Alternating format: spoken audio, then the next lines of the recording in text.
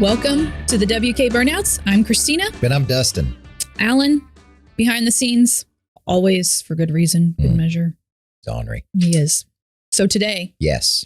Dustin, we are going to talk about new or pre-owned when you are in the market for a vehicle. Because there's so many options out there. Right. And just because, I mean, we've seen it over the last few years, you have options with new, but sometimes we may not be able to find the vehicle that is equipped exactly like you want. So what's wrong with going with a pre-owned, so kind of just helping you decide, make those decisions and what questions to ask yourself throughout the process. So I have a really long drawn out, but potentially helpful scenario. Right. So you're a person with a budget of $30,000, right? You're going to get a car. Okay. Got my $30,000 budget. You're thinking that that's, $600, $700 a month, something like that. Okay. It's a lot of money. So new or pre-owned. Okay. Well, first, there's a lot of questions to go through, but a big starter is, where are you going? Where are you driving? How far are you driving? Oh, okay. I commute 100 miles a day to and back and with ancillary stuff, right? So 200 or 100 miles a day total. Okay. That's a pretty good number of miles a day, honestly. Whenever you're looking at your options, you think about a brand new car in that price range. That's going to be more likely an economical type of vehicle, which would fit well for your long commute. Sure. Starting out at 0 miles or, 5 or whatever. That really, really needs to be a major consideration if you drive that many miles, or get your crystal ball out. And if you have the potential during the ownership of your vehicle to incur that many miles, right? So you're at a job that, you go to different jobs frequently. Okay. Well, if those jobs can also entail even more miles or something like that, you got to be prepared for that a little bit. You can't see the future, but you got to think about it. Yeah, absolutely. Right. So in your budget, you're thinking about this new vehicle, but you make a list of your wants. And needs. Wants over here, needs over here. Needs, vehicle, economical. Wants, cooled seats, sunroof, premium audio system, massaging seats, parallel park itself for that commute, because you never know where exactly. You never know when you're going to need to automatically parallel park yourself. The things start adding up. Yeah. And you're like, I'm not gonna do it. I'm not gonna pay for a car if it doesn't have a sunroof and heated and cooled leather seats. Okay. You've entered into the territory where with your budget, you maybe, if you're just focusing on your wants, you may be more apt to like what you've gotten with a pre-owned vehicle, right? You don't really ever want to pay large sums of money every single month on something that you don't like. Right.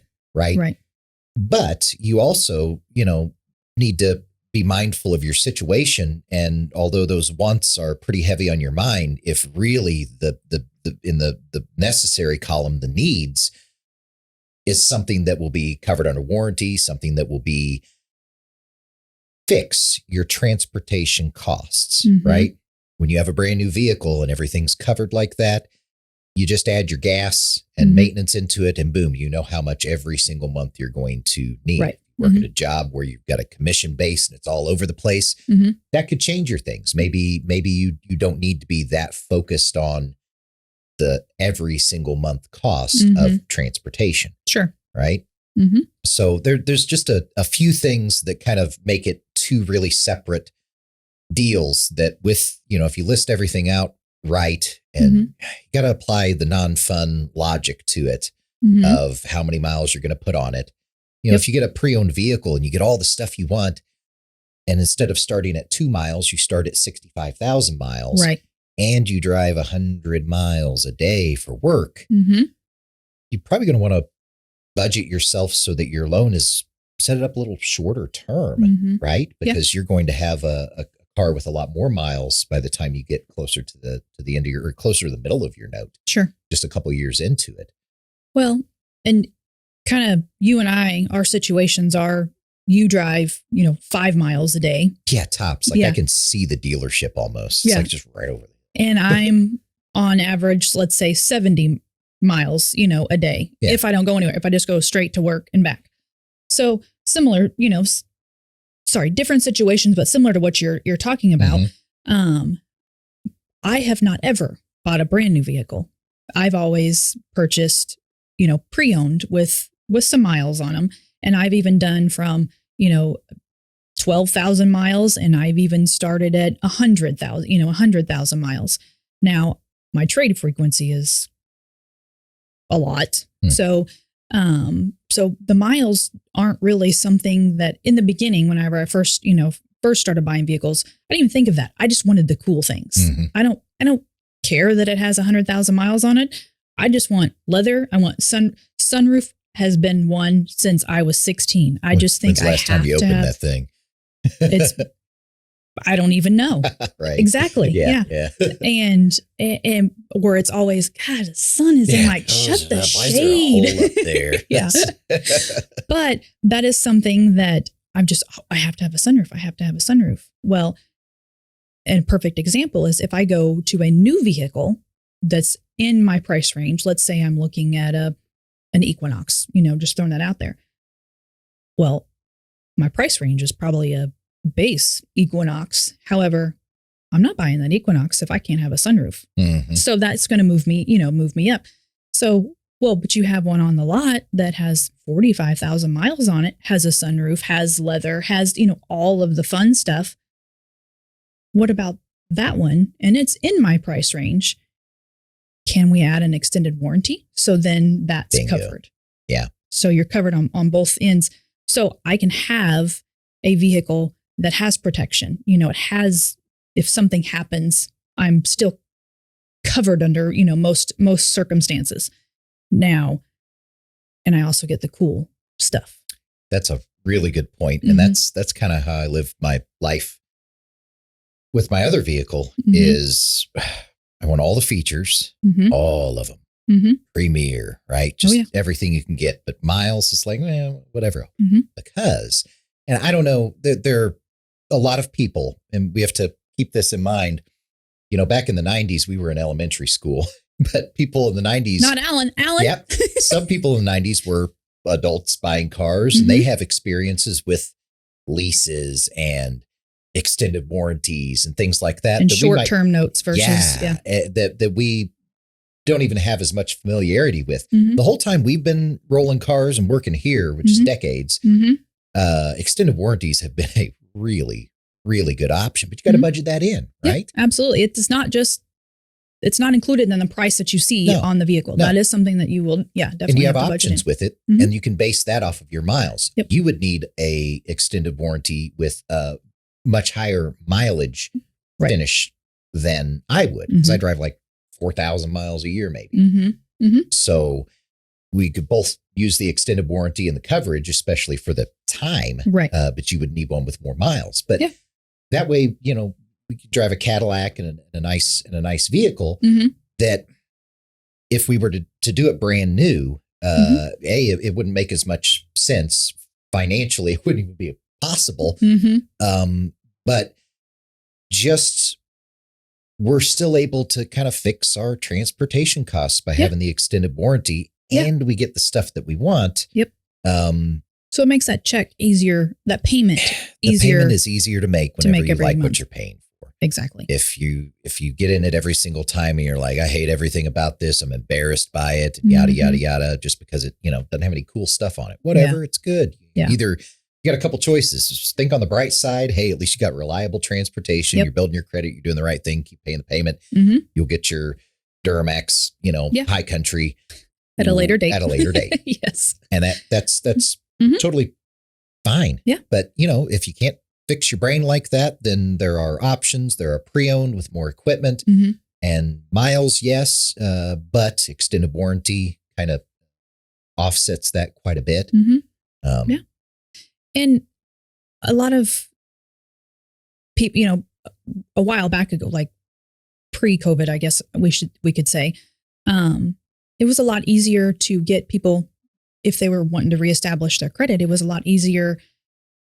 We had more options, I guess, because you had to be under a certain mileage, restriction, under a certain year restriction before the banks would even take a look at that opportunity, that deal. Yeah. So it was just like, just send them, a new is the way to go. A new is the way to go. A new is the way to go. And now it's, the average payment on a new vehicle in 2023, what is $729 a month. And a lot of people, that's not in their budget. I mean, I remember when $300 was the average monthly payment, so $700 a month. And all right, we're definitely not Dave Ramsey in you by any means, but no. So there's kind of like some rules of thumb that are, I mean, you could definitely, chisel them in a stone tablet. It's pretty solid stuff. Well, you were saying it earlier. What is it? It's the 20% down, 20% down, 4-year note, 4-year note, and less than 10% of your income. Yeah. It would be your payment. So if you had a $700 payment, you would need, to make $7,000 a month. Yep. But and do a shorter term.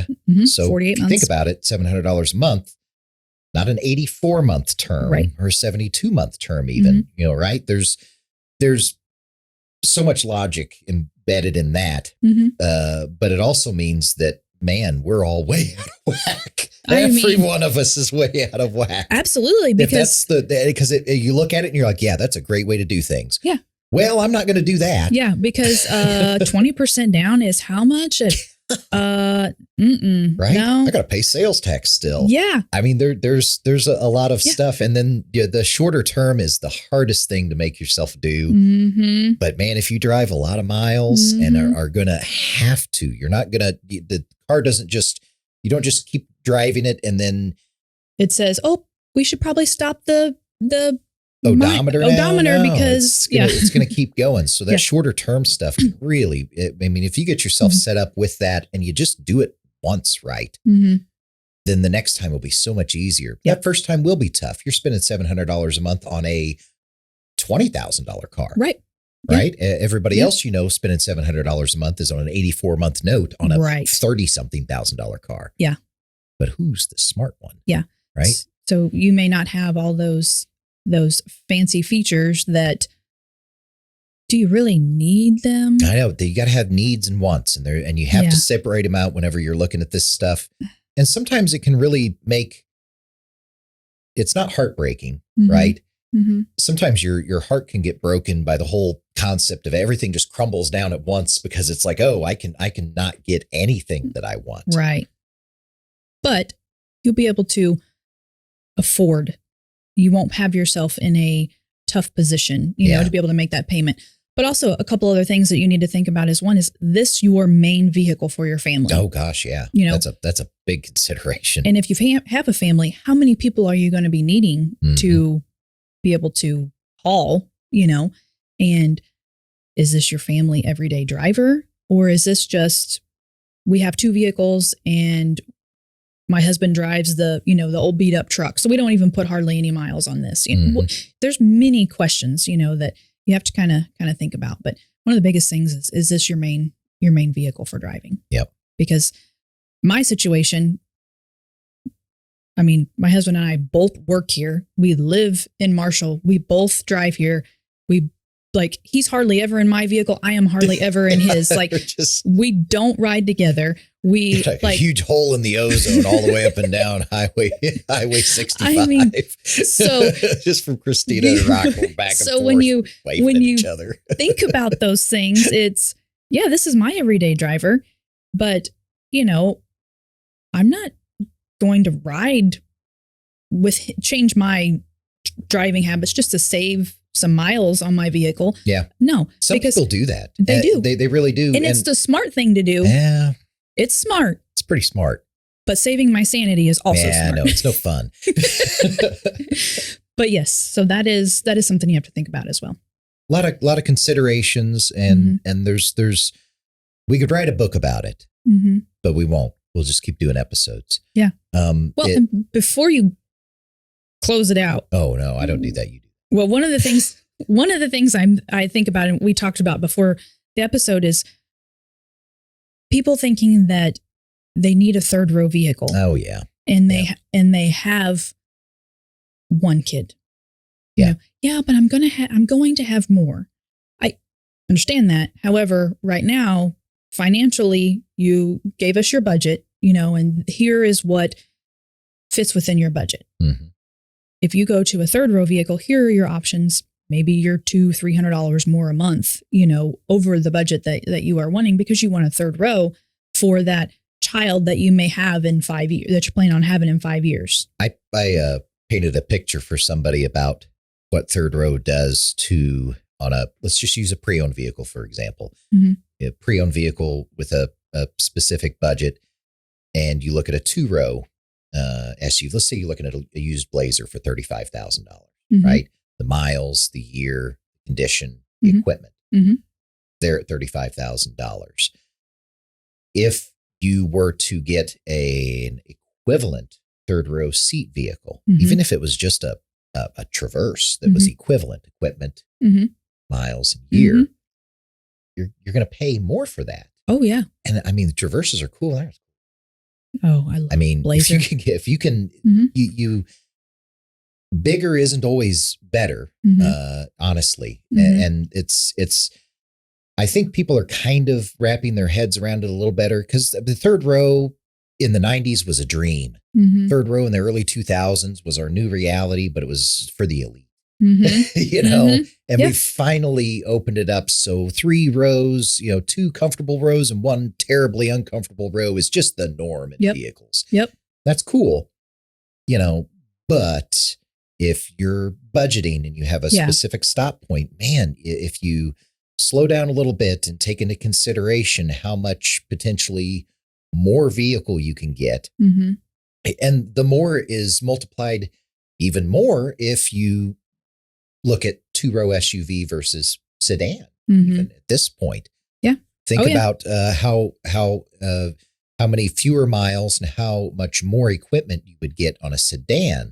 Comparable price, $35,000 sedan today, you're going to get a pretty nice sedan. Oh yeah, absolutely. Yeah. And I've always driven cars. That's just what I'm most comfortable in. But I mean, you just don't see everybody wants an SUV, or a truck, but everybody just wants to go to the SUV.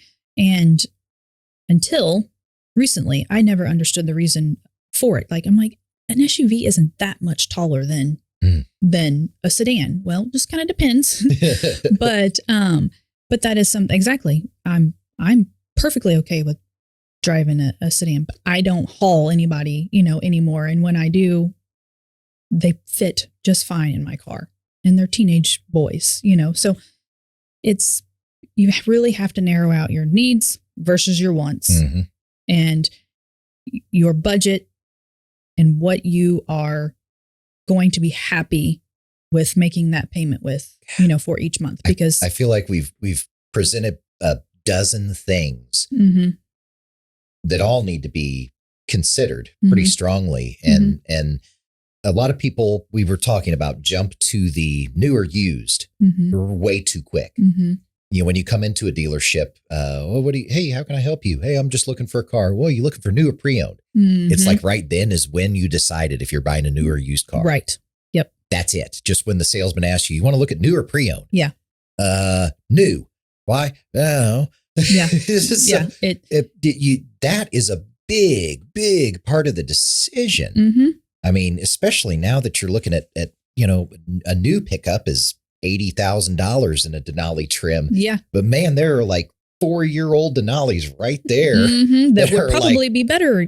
That are like $30,000 less. If you don't drive 20,000 miles a year, maybe you should just look at one of those. Right. I'm just saying. Yeah.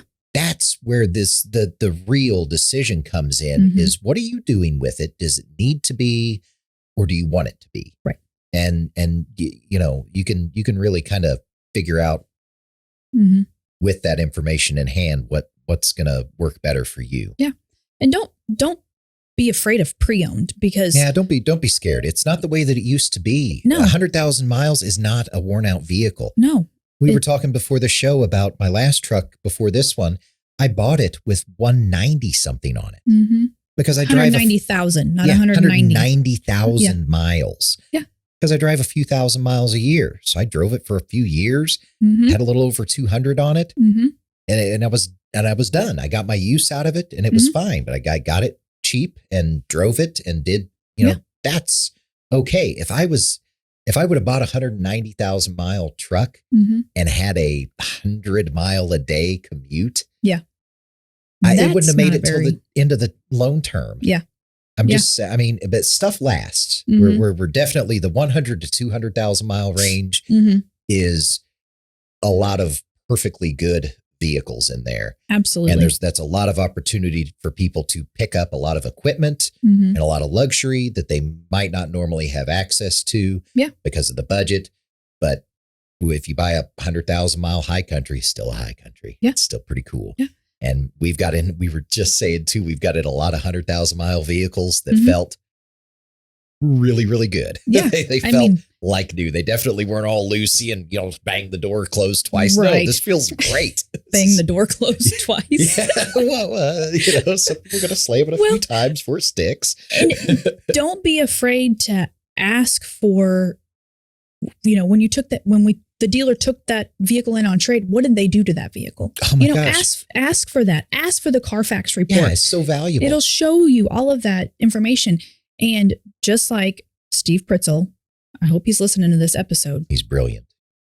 Because he has said, and it is absolutely correct, is every vehicle has a story. And they do. Mm-hmm. You want to know the story on my 190,000 mile truck? Yep, I do. We sold it new, and it was a corporate truck, company truck for a compressor. They sell us our shop compressors. They have an office in Kansas City and one in St. Louis.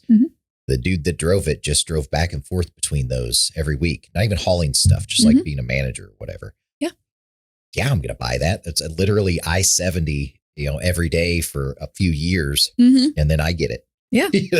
And, you had the service history, you knew that information. And so that is one thing, about WK that is maybe a little different than a lot of other dealers because majority of our pre-owned inventory are trade-ins from customers that either bought new from us or have serviced, with us for years. It's amazing over time how many vehicles you see that people have purchased from us, traded in.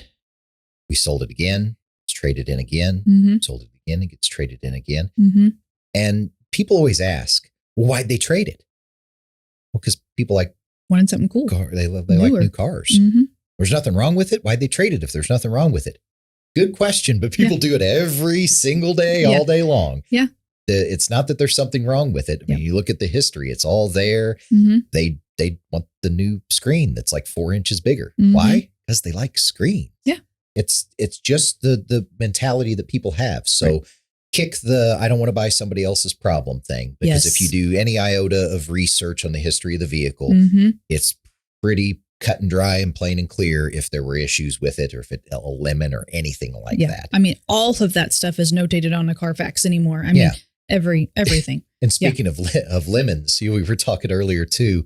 I don't want to buy somebody else's problem. And it's not like this everywhere, but it's totally 100% the way it is here, the way it should be everywhere. If something's a problem and we trade for it, we don't sell it to somebody else. No, because we don't want that problem. We don't want you to have that problem. Right. Because if you have that problem, we have that sell problem. It to you and then leave and oh, you'll never find us. No, we take it and sell it out of state at auction. Yeah. It's to a licensed dealer. It's not like it's going to some little old lady or anything. If it's been a problem vehicle, it can't just sit and, we don't set it on fire and leave it. The manufacturer won't take it back. Sure.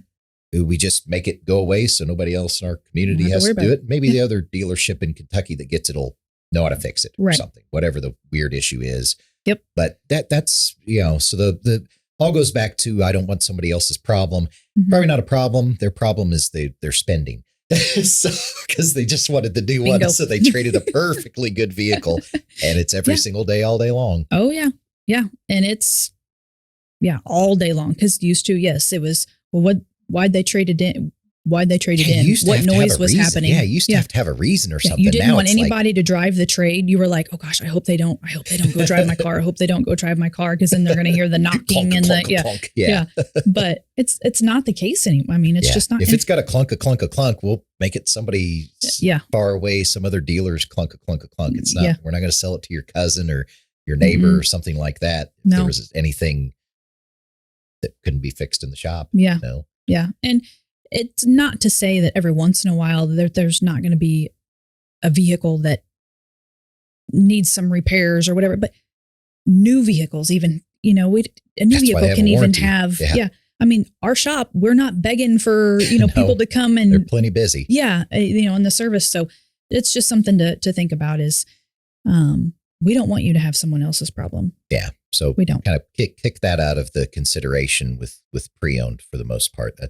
We just want you to be happy with what you buy. And because not only you need to be happy making that payment, and some months, don't get me wrong, you don't going to want to make that payment. That's adult life. Love it. But not only do we want you to be happy making that payment, but we want you to come back, number two. And we want you to, when you do come back, tell us your story about your vehicle and all the adventures and the kids you've had piling through it and the dogs. And we want to hear that stuff because, and we want you to get a good value for whenever you do decide to trade it in. So somebody else can have memories. That's right. Alan's looking like countdowns on. Are you guys done? Yeah. Wake up, Al. Nope, there he goes. But guys, we just want to put it out there that, of course, we want to sell you a vehicle. However, we want you to know you have options. And we want you to get the one that you like. Yeah. You can. Yeah. And sometimes it's best to go the more logical, where you get the accountant mother would say, good job. Yeah. And then sometimes it's good to be your crazy uncle will be like, let's go do a burnout. Yeah. All right. Yeah. You have those. But either way, we are here to help you with that. So please don't hesitate to reach out. But anyways, we appreciate your support. Like, share, subscribe, share with somebody, your neighbor, your cousin, your grandma, your sister. Brother. I'm like, wait, I just did all girls. Anyways. Not just the girl. We appreciate you. And as always, we will cruise on by and pick you up next week. Thanks, guys. Thanks. This has been a WK Burnouts production.